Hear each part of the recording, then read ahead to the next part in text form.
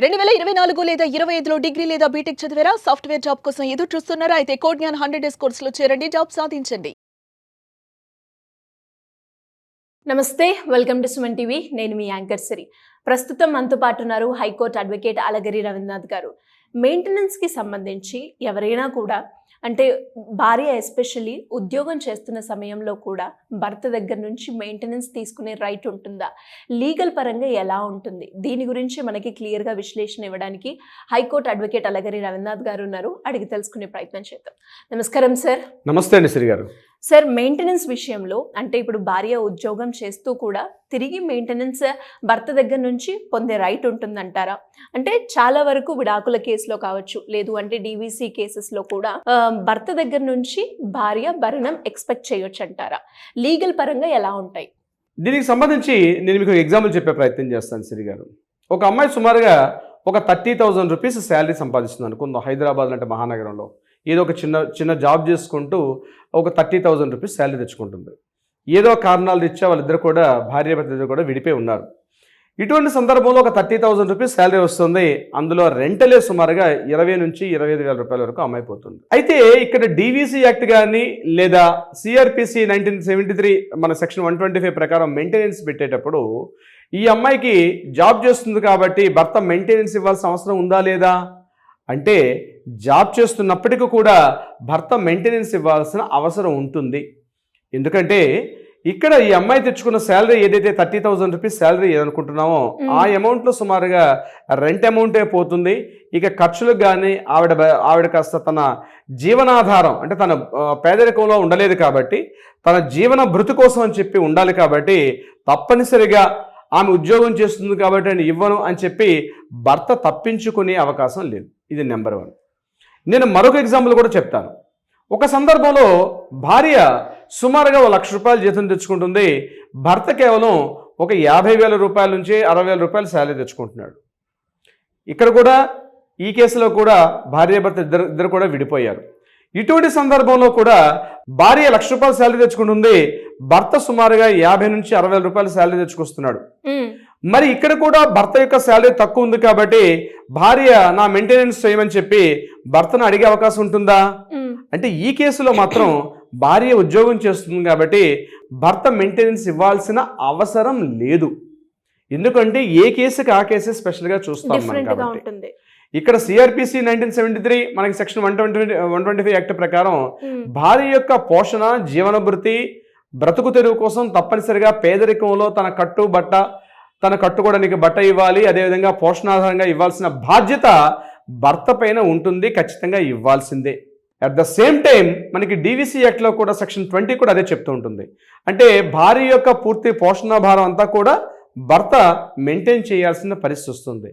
ఇక్కడ వాళ్ళకి కానీ పిల్లలు ఉండే పక్షంలో పిల్లల యొక్క మెయింటెనెన్స్ కూడా అదనంగా ఉంటుంది, భార్య యొక్క మెయింటెనెన్స్ కూడా అదనంగా ఉంటుంది. కేవలం మెయింటెనెన్స్ ఇస్తున్నాను కాబట్టి భార్య మెయింటెనెన్స్ సరిపోయింది కాబట్టి అందులో పిల్లలు అడ్జస్ట్మెంట్ అవ్వాలంటే పిల్లల యొక్క స్కూల్ ఫీజులు, పిల్లల యొక్క దైనందిన జీవితం, పిల్లలకు కావాల్సిన ఆలనాపాలన, పిల్లలకు కాస్త జీవన మనుగడ ఇవన్నీ ఉంటాయి కాబట్టి వారికి వేరేగా మెయింటెనెన్స్ ఉంటుంది. ఇక్కడ ఉన్నటువంటి భార్య యొక్క మనుగడ కోసం అని చెప్పి మెయింటెనెన్స్ ఉంటుంది. ఈ రెండు కూడా సెపరేట్గా చూస్తాం.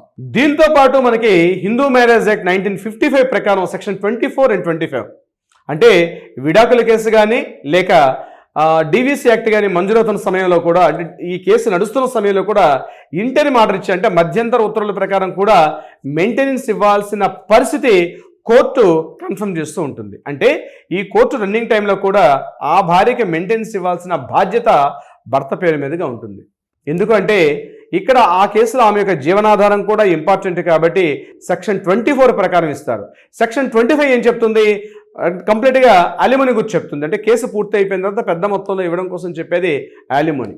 సో ఈ రెండు కూడా సెపరేట్గా ఉండే అవకాశం ఉంటుంది. దేనికైతే సెపరేట్గా ఉండే అవకాశం ఉంటుంది కాబట్టి భార్య ఉద్యోగం చేస్తుంది కాబట్టి భర్తని మెయింటెనెన్స్ ఇవ్వాల్సిన అవసరం లేదు అని తప్పించుకునే అవకాశం కొన్ని సందర్భాల్లో ఉంటుంది, కొన్ని సందర్భాల్లో ఉండదు.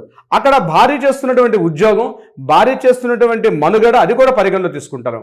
ఉదాహరణకి ఒక కోటీశ్వరుడు ఒక భర్త ఉంటాడు. భార్య ఏదో విడాకులు తీసుకున్న సందర్భంలో, డీవీసీ తీసుకున్న సందర్భంలో నేనేదో 10,000 ఇస్తాను, 10,000 ఇస్తాను, 5,000 రూపాయలు ఇస్తుంటే కుదరదు. ఎందుకంటే ఆ స్థాయిలోనే తన పిల్లలకు కానీ తన యొక్క భార్య యొక్క మనుగడ కూడా ఉంటుంది కాబట్టి అప్పుడు కూడా లక్షల్లో చూస్తారు. సో ఇది కామన్ రూల్ ప్రకారం ఎలాగే ఉండాలి, ఇంతే ఉండాలి అని ఎక్కడ కూడా మనకి స్పెసిఫిక్గా మన చట్టాలు ఎక్కడ కూడా మెన్షన్ చేయలేదు. సో మెయింటెనెన్స్ యాక్ట్ అన్నది భార్య ఉద్యోగం చేస్తున్నప్పటికీ కూడా కొన్ని సందర్భాల్లో భర్త ఇవ్వాల్సినటువంటి పరిస్థితి కూడా వస్తుంది. దీనికి సంబంధించి సుప్రీంకోర్టు 2014లో సునీత కంచెవా వర్సెస్ అనిల్ కంచెవా, ఇక్కడ ఈ కేసులో సుప్రీంకోర్టు ఏమని తీర్పిచ్చారంటే, భార్య సంపాదిస్తున్నప్పటికీ కూడా భర్త యొక్క ఇన్కమ్ ఎక్కువగా ఉండే సందర్భంలో, అటువంటి సందర్భాల్లో భార్య సంపాదిస్తుంది కానీ భార్య యొక్క ఇన్కమ్ ఆవిడ యొక్క జీవన మనుగడ తక్కువగా ఉండే సందర్భంలో కూడా తప్పనిసరిగా ఇవ్వాల్సిందే అని చెప్పి సుప్రీంకోర్టు 2014లో ఈ సునీత కంచెవా వర్సెస్ ఈ అనిల్ కంచెవా వర్సెస్ కేసులో కూడా ఒక తీర్పు ఇవ్వడం కూడా జరిగింది. అంటే చాలామంది యూనిఫామ్గా భార్య ఇన్కమ్ తెచ్చుకుంటుంది కాబట్టి ఇవ్వకూడదు అన్నటువంటి ఒక ర్యాండమ్ సిస్టమ్ అయితే మనకి ఎక్కడా లేదు. సో వాళ్ళ లైఫ్ స్టైలు, వాళ్ళ యొక్క ఆర్థిక అవసరాలు, అట్ ద సేమ్ టైం వాళ్ళ ఇన్కమ్, వాళ్ళ యొక్క ఎక్స్పెండిచర్స్ ఇవన్నీ పరిగణలో తీసుకొని ఎంత మెయింటెనెన్స్ ఇవ్వాలి, ఎలా మెయింటెనెన్స్ ఇవ్వాలి, ఏ విధంగా మెయింటెనెన్స్ ఇవ్వాలనేది కోర్టు అనేది డిసైడ్ చేస్తుంది. సో యూనిఫామ్గా ఒక రూల్ పెట్టేసి ఇంత ఇవ్వాలి, ఇంత ఇవ్వకూడదు, అమ్మాయి జాబ్ చేస్తుంది కాబట్టి ఇవ్వకూడదు అని చెప్పి తప్పించుకునే భర్తలు ఉంటే తస్మాత్ జాగ్రత్త, ఆలోచించుకోండి. ఎందుకంటే ఆ అమ్మాయి యొక్క ఉద్యోగం కూడా, శాలరీ కూడా పరిగణలో తీసుకుంటారు. దాన్ని బట్టి మీరు మెయింటెనెన్స్ ఇవ్వాలా వద్దన్నది కోర్టు డిసైడ్ చేస్తుంది. సిరిగారు, అంటే ఎలా సార్ మీరు అన్నట్టుగానే ఇంకా ఎవరికైనా కూడా ఈ టాపిక్కి సంబంధించి ఎలాంటి డౌట్స్ ఉన్నా కూడా మిమ్మల్ని అప్రోచ్ అవ్వాలి అంటే ఎలా ఉంటుందంటారు? తప్పనిసరిగా సిరిగా దీనికి సంబంధించి రకరకాల డౌట్స్ వస్తుంటాయి. ఇది స్టాండర్డ్ ఇదే కాబట్టి మనం వీడియో చేస్తాం కాబట్టి ఇలా అని కాకుండా ఒక్కొక్క వ్యక్తికి ఒక్కొక్క రకాలైన డౌట్స్ వస్తుంటాయి. అటువంటి సందర్భాల్లో తక్షణం మీ మొబైల్ తీసుకోండి, కింద స్క్రోల్ మనకి కాంటాక్ట్ చేయండి, లేదా అట్లీస్ట్ వాట్సాప్ చేయండి. లీగల్ టీం ఎప్పుడు మీకు అందుబాటులో ఉంటారు, మీకు కావాల్సిన సలహా సంప్రదింపులు ఇచ్చే ప్రయత్నం చేస్తారు. అది కాకుండా ఏదైనా కోర్టులో వివాదాలు ఉంటే వాటికి కూడా పరిష్కారం అయ్యే దిశగా కొంత ప్రయత్నం చేసే అవకాశం ఉంటుంది. సిరిగారు, ఎనీవేస్ గ్రేట్ ఇన్ఫర్మేషన్ సార్. మీరు అన్నట్టుగానే ఒక్కొక్క కేసుకి ఒక్కొక్క రకంగా ఉంటుంది అండ్ వీడియోలో కూడా మీరు ఎగ్జాంపుల్ ఇవ్వడం జరిగింది. సో ఏ కేసుకైనా కూడా సొల్యూషన్ అంటే దొరకాలి అంటే కింద స్క్రోల్ అవుతున్న నెంబర్కి అప్రోచ్ అవ్వచ్చు. అవునండి. Thank you sir, thank you so much. Thank you so much Shri గారు.